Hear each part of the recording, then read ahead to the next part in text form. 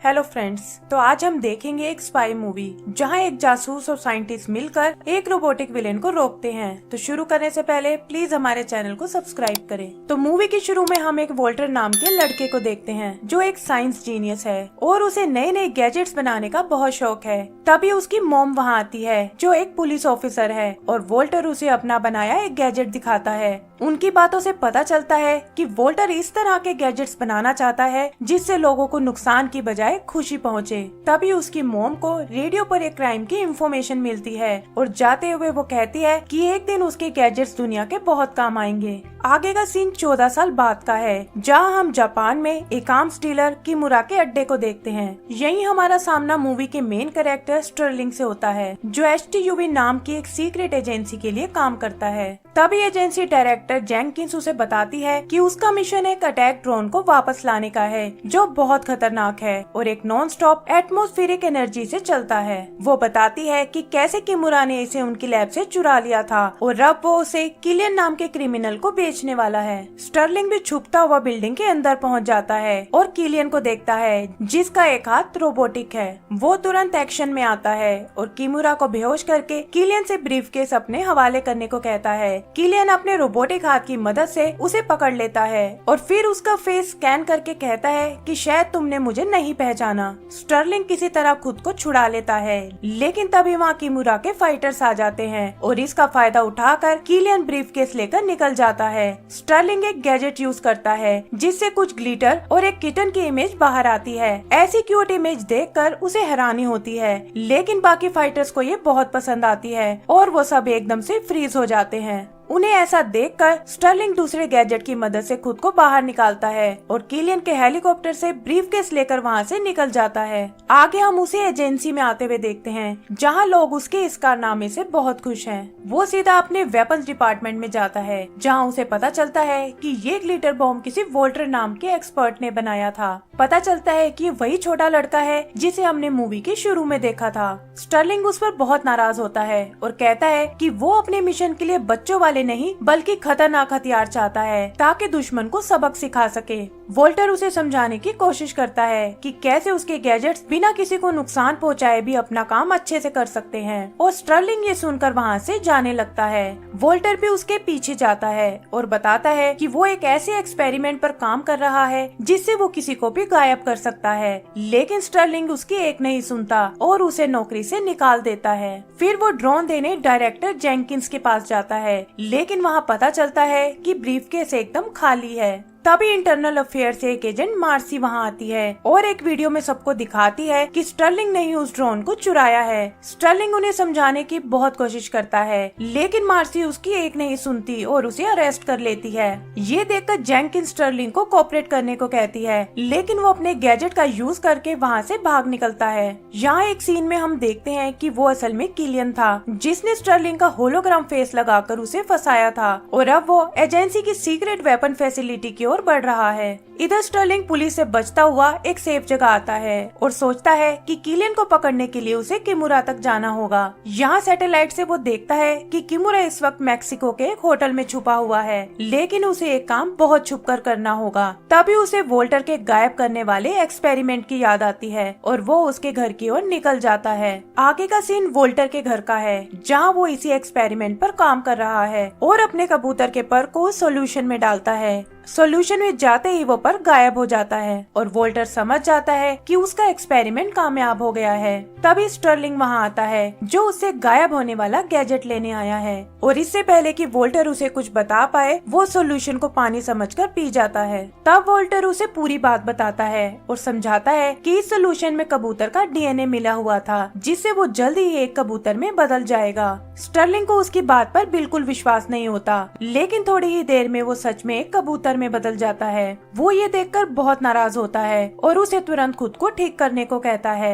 लेकिन वोल्टर बताता है कि उसने अभी तक इसका एंटीडोट नहीं बनाया है। फिर वो बताता है कि उसने एजेंसी को फोन कर दिया है जो किसी भी वक्त यहाँ आते होंगे लेकिन उसका कबूतर बन जाना उनके लिए भी एक सरप्राइज होगा। स्टर्लिंग ये सुनकर उसे पूरी बात बताता है और कहता है कि अगर उसने किलियन को नहीं ढूंढा तो बहुत प्रॉब्लम हो जाएगी। वोल्टर ये सुनकर उसकी मदद करने को तैयार हो जाता है और कहता है कि वो जल्दी ही उसे वापस इंसान निशान बनाने का तरीका ढूंढ लेगा। तभी वो देखते हैं कि मार्सी अपने लोगों के साथ वहाँ पहुँची है और वो दोनों स्टर्लिंग की स्पाई कार को ऑटो मोड पर चलाकर वहाँ से निकल जाते हैं। मार्सी भी उस कार को देख लेती है और तुरंत अपने लोगों से उनका पीछा करने को कहती है। यहाँ हम देखते हैं कि मार्सी उन दोनों को पकड़ने की बहुत कोशिश करती है, लेकिन वो स्पाई कार के फंक्शंस को यूज करके वहाँ से बच निकलते हैं। आगे हम उन्हें एक जेट से मेक्सिको जाते हुए देखते हैं, जहाँ वोल्टर बताता है कि एंटीडोट बनाने में 18 घंटे का वक्त लगेगा और स्टर्लिंग के पास इसे मारने के अलावा कोई चारा नहीं होता।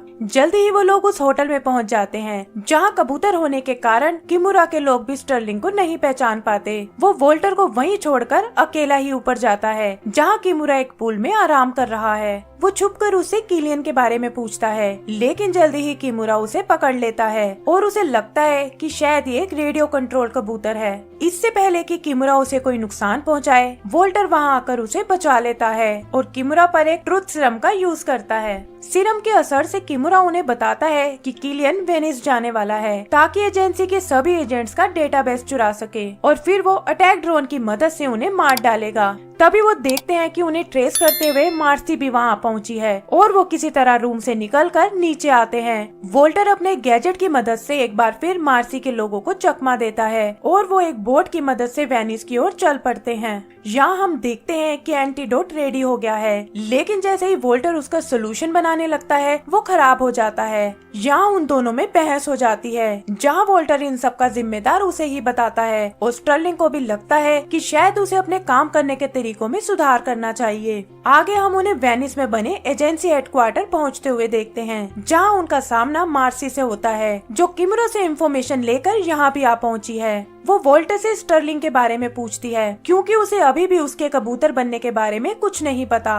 वो वोल्टर को अपनी मदद करने को कहती है, ताकि वो उसकी नौकरी उसे वापस दिलवा सके, लेकिन वोल्टर उसे कुछ नहीं बताता और तभी वहाँ हेडक्वार्टर में एक ब्लास्ट होता है। मार्सी उसे लॉक करके वहीं रुकने को कहती है, लेकिन स्टर्लिंग उसे आजाद करा लेता है और वो दोनों भी हेडक्वार्टर में चले जाते हैं। वहाँ वो दोनों किलियन के ड्रोन को देखते हैं, जिसने डेटाबेस हासिल कर लिया है और मार्सी और उसके लोगों को कैद करके वहाँ से निकल रहा है। वो भी उसके पीछे जाते हैं, जहाँ स्टर्लिंग कुछ दूसरे कबूतरों की मदद से वो डेटाबेस छीन लेता है और ये देखकर ड्रोन उनके पीछे लग जाता है। एक जगह वो डेटाबेस स्टर्लिंग के हाथ से छूट जाता है, लेकिन इससे पहले कि वो ड्रोन के हाथ लगे, वोल्टर वहाँ आकर उसे पकड़ लेता है। वो उसे लेकर आगे बढ़ते हैं, लेकिन तभी वहाँ किलियन आ जाता है और डेटाबेस लेकर उसे मारने की कोशिश करता है। वोल्टर उस पर कुछ ब्रेड क्रम्स फेंकता है, जिससे देखते ही देखते वहाँ बैठे हजारों कबूतर किलियन पर हमला कर देते हैं और वोल्टर अपने दोस्तों के साथ वहाँ से निकल जाता है। तभी वहाँ मार्सी आ जाती है और उसे लगता है कि शायद सामने स्टर्लिंग खड़ा है।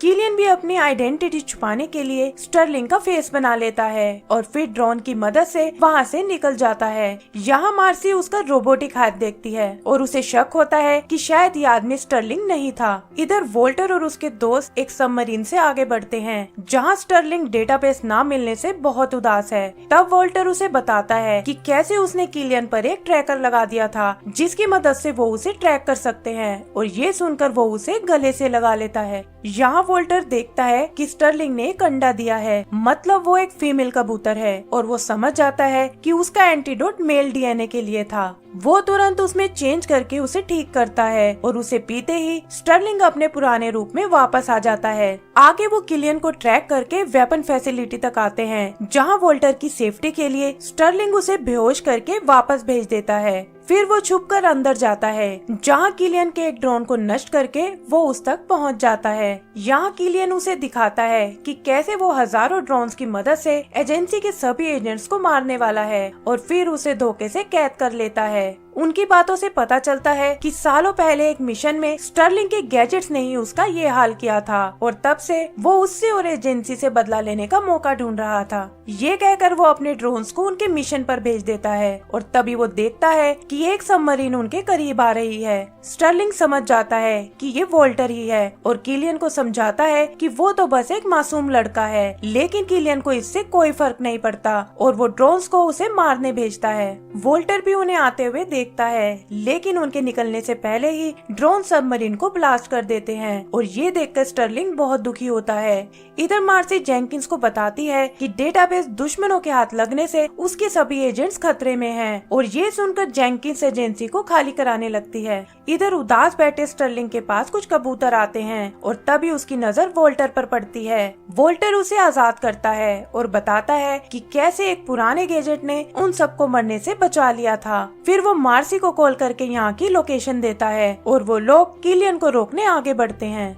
यहाँ स्टर्लिंग का सामना किलियन से होता है और वोल्टर छुपकर उसके रोबोटिक हाथ को हैक करने की कोशिश करता है। तभी वहाँ मार्सी आ जाती है और वो सब मिलकर किलियन को रोकने में लग जाते हैं। उधर किलियन के ड्रोन्स एजेंसी तक पहुंच जाते हैं और उन पर हमला करना शुरू कर देते हैं। जेंकिंस सबको गैजेट लैब की ओर जाने को कहती है, लेकिन पता चलता है कि वो चारों तरफ से घिर चुके हैं। इधर किलियन भी उनकी चाल समझकर एक ड्रोन की मदद से भागने की कोशिश करता है, लेकिन वोल्टर उसे पकड़कर उसके साथ चला जाता है। तभी वो देखता है कि किलियन का हाथ हैक हो चुका है और वो अपनी जान की परवाह किए बिना सभी ड्रोन्स को डीएक्टिवेट कर देता है, जिससे एजेंसी पर हमला करते हुए सभी ड्रोन्स रुक जाते हैं। फिर वोल्टर किलियन को अपने एक गैजेट में कैद कर लेता है, लेकिन बिना किसी सपोर्ट के वो नीचे गिरने लगता है। इधर स्टर्लिंग को उसके बैग से सॉल्यूशन की एक वाइल मिलती है और वो फिर से कबूतर में बदलकर उसे बचाने जाता है। वहाँ वो अपने बाकी साथियों को बुलाता है और वो सब मिलकर उसे सेफली नीचे ले आते हैं।